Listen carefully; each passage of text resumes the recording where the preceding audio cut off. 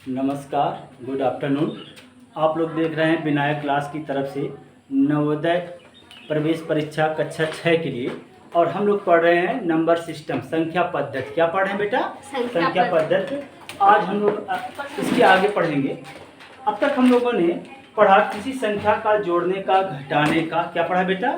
किसी संख्या का योग करना है, घटाना है, संख्या कितने गुणे से बढ़ रही है, कितने से घट रही है, बड़ी संख्या छोटी संख्याओं का योग, 4 अंकों की बड़ी, 4 अंकों की छोटी संख्या, या 3 अंकों की कितनी संख्याएं बन सकती हैं।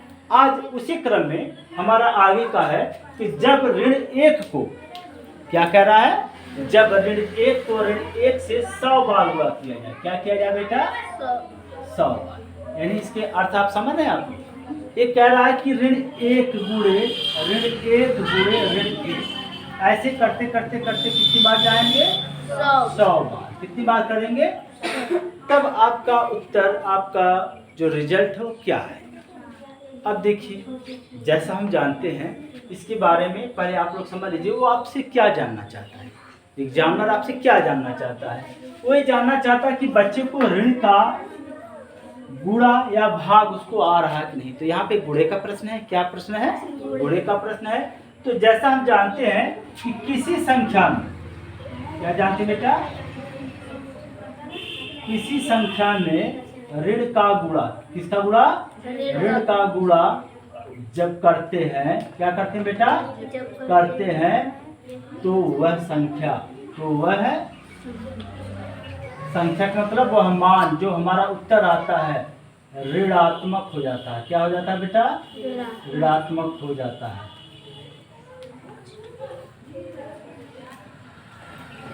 आई बात समझ में? तो शुरू में ही मैंने आपको कुछ चीजें बताई थी कि जब ऋण का गुणा अगर धन में करते हैं, क्या करते हैं? यानी कोई ऋण का मान है, कोई धन का मान है, तो उसकी वैल्यू हमेशा ऋण आती है। क्या आती है बेटा? धन का गुणा अगर धन में करते हैं तो हमारा मान कितना आता है? प्लस में आता है। और प्लस का गुणा अगर हम लोग ऋण में करते हैं तो उत्तर आता है ऋण। और ऋण का गुणा अगर ऋण में करेंगे, किसमें करेंगे, तो उत्तर हमारा मान कितना आता है? अब लेकिन अगर 2 बार है तो हम तो समझ जाएंगे। जैसे अगर आप कहेंगे ऋण 1 गुणे ऋण 1, आपका मान कितना आएगा? तो आप कहेंगे सर 1 + 1 आएगा, धन 1। कितना आएगा? क्योंकि आपने बताया कि ऋण और ऋण का गुणा किया जाता है धन। आपने ही बताया। लेकिन 100 बार, 200 बार, तो इसका एक नियम है बेटा। क्या है? नियम है, जब, पहला नियम, जब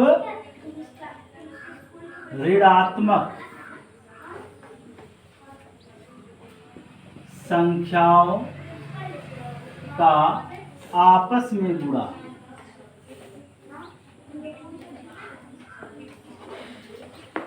सम बार, कितनी बार बेटा? सम बार। ध्यान से देखिएगा, सम बार का मतलब सम संख्या बार। कितनी बार बेटा? सम बार हो तो उसका मान धनात्मक होता है। क्या होता है बेटा? धनात्मक होता। दूसरा नियम क्या कह रहा है? जब ऋणात्मक संख्याओं का आपस में गुणा विषम बार हो। कितनी बार हो बेटा? विषम बार हो तो उसका मान ऋणात्मक होता। क्लियर बेटा? यहाँ तक कि कोई समस्या नहीं ना? आगे देखिए ध्यान से। अब इसी प्रश्न को हम लोग अब सॉल्व करते हैं। मैंने आपको क्या लिखवाया कि जब संख्या सम बार गुणा किया जाए, तो यहाँ कितनी बार गुणा किया जाता है? 100। कैसी संख्या? सम है कि विषम? सम। क्या बेटा? सम है।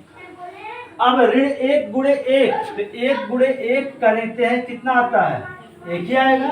एक का आपस में चाहे जितनी बार आप गुणा करोगे उत्तर कितना आएगा? एक। और चूंकि यहाँ 100 बार आपस में गुणा करना वह धनात्मक संख्या है तो उसका उत्तर कितना आएगा? धन एक। कितना आएगा? धन। क्योंकि मैंने यहाँ लिखा है सम बार हो, कितनी बार हो तो वह मान क्या आता है? और जब वही विषम बार होता है तो क्या हो जाता है? जैसे मैं इसी प्रश्न को ऐसे लिख दूं कि क्वेश्चन बना दूं, ऋण एक गुणे ऋण एक कितनी बार करना हो? 91 बार। कितनी बार करना हो?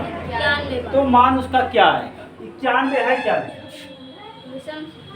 विषम संख्या। क्या बेटा? विषम संख्या है, इसलिए एक गुणे एक का मान एक ही आता, सभी लोग जानते हैं। विषम बार है तो यहाँ ऋण आएगा। क्या आ जाएगा? यानी उसका उत्तर ऋणात्मक में आएगा। किस में आएगा? ऋणात्मक। ये चीज आपको समझ में आ गई? दोबारा समझ लीजिए, ये बहुत महत्वपूर्ण चीज है। एक प्रश्न टपक ही पड़ता है आपके पेपर में, फिर का नंबर। सम बार हो तो उसका उत्तर हमेशा किस में आएगा? धनात्मक में आएगा। विषम बार हो किस में आएगा? ऋणात्मक में आएगा। क्लियर? देखिए अगला प्रश्न है 5 अंकीय छोटी से छोटी संख्या जो 75 से क्या हो जाए? विभाजित हो जाए। क्या हो जाए बेटा? विभाजित हो जाए, 75 से कट जाए। और वो छोटी संख्या हो कितने अंकों की? 5 अंकों की। और संख्या हो सकती है जो 75 से कट जाए। 5 अंकों की और भी संख्या होंगी जो 75 से कट जाए, लेकिन 5 अंकों में पहली संख्या मिलनी चाहिए जो 75 से कट जाए। तो 5 अंकों की संख्या कहाँ से शुरू होती है आप बताइए? 10,000 से। कहाँ से शुरू होती है? 10,000 से शुरू होती है। तो ऐसे प्रश्नों को लगाने के लिए पहले हम क्या लिखते हैं? 5 अंकों की सबसे 5 अंकों की सबसे छोटी संख्या बराबर क्या हो जाएगी? 10। कितनी हो जाएगी? क्लियर? अब देखिए 5 अंकों की छोटी संख्या हमको मिल गई। अब 75 की संख्या क्यों काटेगा? या तो इसको काट दे, या तो इसको काट दे, या तो इसके बाद कोई संख्या मिलेगी जो जिसको काटेगी, इसके पहले वाली संख्या को नहीं काटेगी। तो यहाँ पे क्या करेंगे? इसलिए क्या लिखेंगे? इसलिए क्या हो जाएगा? 10,000 में 75 से क्या करते हैं? भाग। क्या करते हैं? भाग करते हैं। 75 का 75 कितना मिल गया? 25। 150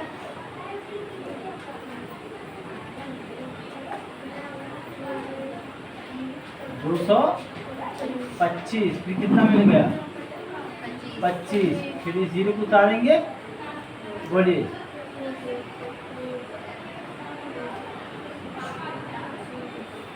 क्लियर? 25 शेष फल हो गया। क्या हो गया? 25 शेष फल हो गया। एक चीज ये बताइए, इस 25 की जगह कितना होता कि 75 से कट जाता? कहने सर अगर यहाँ 75 होता तो 75 से कट जाता। तो 25 में 75 की भी कितनी कमी है? तो क्या लिखेंगे? 75 ऋण 25 बराबर कितना आ गया? 50। कितना आ गया? 50। अब यही जो 50 इस भाजक में से शेष फल घटाने में जो 50 आया है, वही इस छोटी संख्या में क्या करते हैं? आता अभिष्ट संख्या 10,000 धन 50। 10,000 देखिए आपका क्या हो गया? क्लियर? कोई दिक्कत? अगला प्रश्न है 5 अंकीय बड़ी से बड़ी संख्या जो 75 से विभाजित होती। अभी इसके पहले मैंने 75 से ही विभाजित किया, 5 अंकों की ही संख्या थी, बस वहाँ पे छोटी सी छोटी थी। अब यहाँ पे क्या हो गई? बड़ी सी। क्लियर? अब बताइए बड़ी से बड़ी संख्या की बात कर रहा है तो बड़ी संख्या कौन होती है? 5 अंकों की बड़ी संख्या कौन होती है?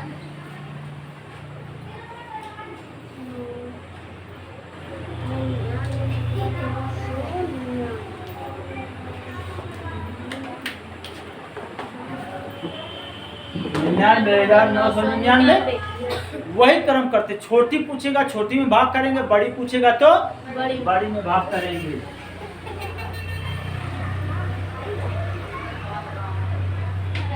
पचहत्तर कम कितना बचा यहाँ पे?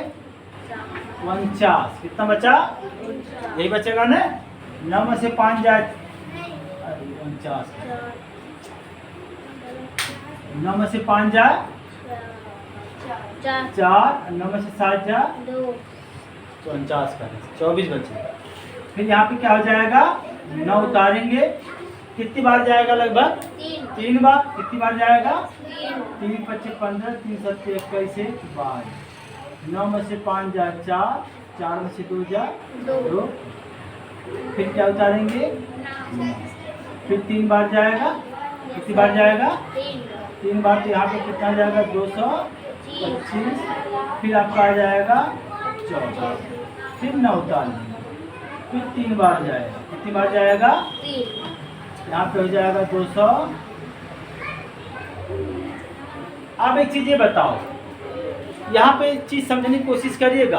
वहाँ शेष फल बचा, वहाँ अगर शेष फल ना होता तभी 75 से कट जाता, यहाँ पे भी शेष फल ना होता तो 75 से कट जाता, क्योंकि वहाँ पे घटा नहीं सकते थे। क्यों नहीं घटा सकते थे? क्योंकि अगर वहाँ घटाएंगे तो वह संख्या 5 अंकों से 4 अंकों की पूछ रहा, 5 अंकों की।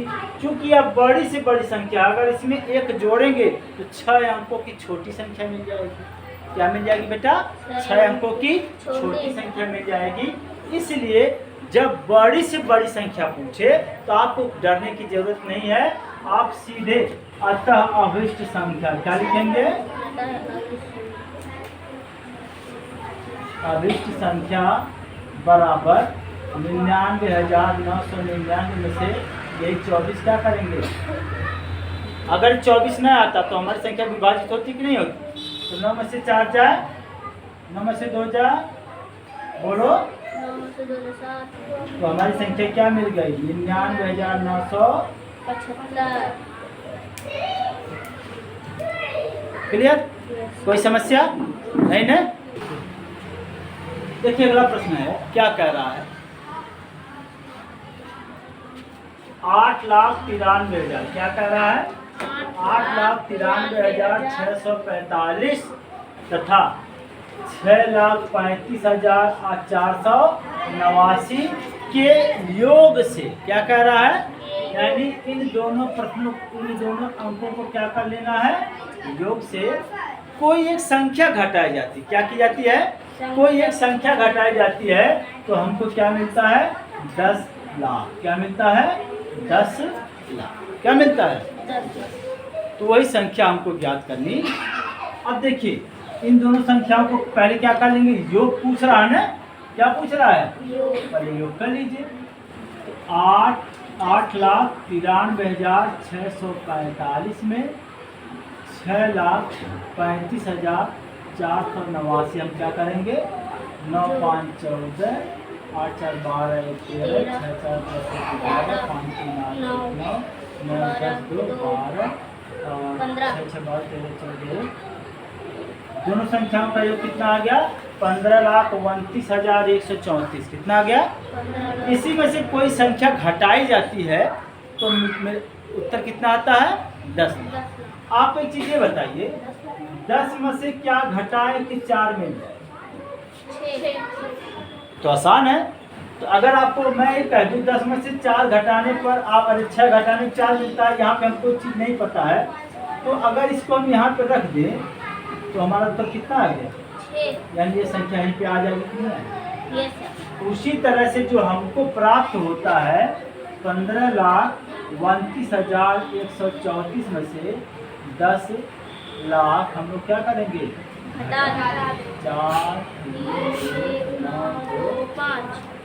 5,29,134 यही आपका क्या हो गया? उत्तर। क्लियर? Yes sir. कोई समस्या? No sir. नहीं ना?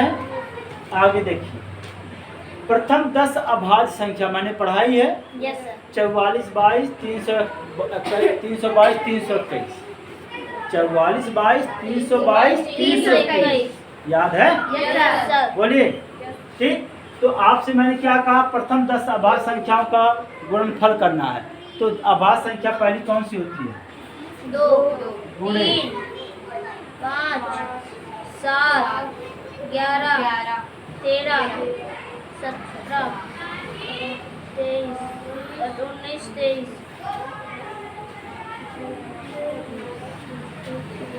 याद है? 1 2 3 4 5 6 7 8 9 यही 10 प्रथम अभाज्य संख्या है। यही कारण है प्रथम 10 अभाज्य। कौन सा पूछ रहा है? प्रथम, यानी 2 से शुरू करिए, 10 जहां आए वहीं पे क्या कर लीजिए, रुक जाइए। क्या मिल गया आपको? प्रथम 10 अभाज्य संख्या मिल गई। अब इन्हीं का गुणा करना है। क्या करना है? 2 तिहाई 6 बच्चे। 30 अब किनको खत्म करो, 0 ले लो, 0 सुत्ते, 0 0 11वें, 0 0 0 0 0 0 यानी इकाई का अंक क्या आएगा? 0। आसान था कि नहीं आसान था? Yes sir. ऐसा तो मैंने पहले बताया था ना। Yes, sir. इकाई का इकाई में गुणा करते हैं, 2 अंकों की संख्या 3 अंकों की संख्या मिलती है तो उसके पहले हमसे कोई लेना देना नहीं है, केवल इकाई का अंक से इकाई का गुणा करना है। क्या करना है? इकाई के अंक से इकाई का गुणा करते चला जाना है। जैसे 2 तिहाई 6 25 30 आया, तो हम 30 में 0 इकाई है, Yes, sir. इसको ले लीजिए, फिर 7 से गुणा। अब 0 का गुणा किसी में करेंगे तो फिर कितना आएगा? 0। 0। बस। आगे देखिए, आगे कह रहा कि दो संख्याओं का योग 2,34,560 है। यदि एक संख्या दूसरी संख्या से 10,010 अधिक है तो बड़ी संख्या क्या? क्या कह रहा? बड़ी संख्या क्या? एक चीज ये बताइए, यह जो प्रश्न में दिया है क्या? योगफल है, यानी जब दो संख्याओं को आपस में जोड़ा गया होगा तो ये संख्या मिली होगी। और ये क्या दे रहा है? 10,010 का मतलब क्या दे रहा है? यानी ये कह रहा है कि एक संख्या दूसरी संख्या का जब जोड़ी जाती है तो उसी दोनों संख्याओं में से दोनों संख्याओं का अंतर कितना है? 10,010। क्या है? तो इसको ऐसे आप लगा सकते हैं, माना पहली संख्या, माना पहली कितना भैया? 10,000। 10 दूसरी बड़ी संख्या, दूसरी संख्या क्या हो जाएगी? दूसरी संख्या की क्या होगी? यक्ष में पहली संख्या क्या है आपका? देखिए, माना पहली संख्या क्या बेटा? यक्ष। तो ये जो पहली संख्या है दूसरी संख्या से कितनी अधिक है? 10,010। यानी दूसरी संख्या 10,010 अधिक है, यानी इससे क्या है? अधिक है। अब क्या लिखेंगे? प्रश्नानुसार। क्या लिखेंगे? एक चीज बताइए, इन्हीं दोनों संख्याओं को जोड़ा जा रहा है तभी तो हमारा 2,34,560 आ रहा है। तो हम लोग क्या लिखेंगे? यक्ष धन पहली संख्या, यक्ष धन 10,010 दूसरी संख्या बराबर कितना आ रहा है? 2,34,560। इतनी चीज समझ में आई आप लोगों को कि नहीं आई? अब देखिए, यक्ष और यक्ष मिलकर कितने हो जाएंगे? 2 धन 10,010 बराबर 2,34,560। अब 2 यक्ष बराबर कितना हो जाएगा? 2,34,560। ये इधर जाएगा, धन इधर जाएगा, क्या जाएगा? ऋण हो जाएगा। बोलिए। अब देखिए, 0 में से 0 जाए 0, 6 में से 1 जाए 5, 5 में से 0 जाए 5, 4 में से 0 जाए 4, 3 में से 1 जाए 2। आ गया? 2 यक्ष का मान कितना आ गया? 2,24,550। आ गया ना? तो यक्ष बराबर क्या हो जाएगा? 2,24,550। यहाँ 2 का गुणा है तो इधर आ जाएगा, क्या आ जाएगा? 2 का भाग हो जाएगा। क्या हो जाएगा? यक्ष बराबर 2 एकम 2 एकम 2, 2 दूना 4, 2 दूना 4, 2 सत्ते 14, 15, 2 अट्ठे कितना मिल गया? 1,12,200। एक संख्या ये हो गई। अरे सॉरी, 2 25 10 होगा। क्या होगा बेटा? 2 25 1,12,275 आपकी संख्या आ गई। ये यक्स है, छोटी संख्या। क्या बेटा? अब पूछा क्या है? अब पेपर में क्या होता है, यक्स का मान लोग निकाल लेते हैं और आपके 4 विकल्पों में ये भी दिया रहता है। 4 विकल्पों में, और लड़का तो सोचता है अरे तो मैंने तो कैलकुलेशन किया, मेरा तो उत्तर विकल्प में दिख रहा है, उसे तो टिक मार के क्या करेगा? चला, क्या करेगा वो? चला। तो विकल्प में आपका जब ये दिया रहेगा तो आप तो सोचेंगे अरे हमने तो सर जी गुणा किया, घटाया, भाग या घटाया भी, जोड़ा भी, घट किया। और जैसे इसको आप लगाएंगे ना तो आपके अंदर क्या एनर्जी आएगी, खुशी आएगी। अरे तो मेरा विकल्प में दिया, बस तुरंत मारो। और यहाँ पे आपने पढ़ना भूल गया कि पूछ क्या रहा? बड़ी संख्या। क्या पूछ रहा है? यक्स हमारी छोटी, देखो बड़ी ज़्यादा वाली होती है ना, तो अब बड़ी संख्या क्या हो जाएगी हमारी?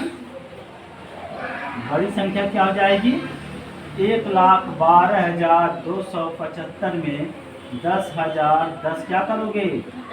जोड़ देंगे। यक्स धन है ना, यक्स में इसी में आपको 10,000 10 जोड़ोगे। 5 7 2 2,22,250। कितना हो गया? 2,22,200। अरे सॉरी, 1,22,250 आपका क्या आ गया? यही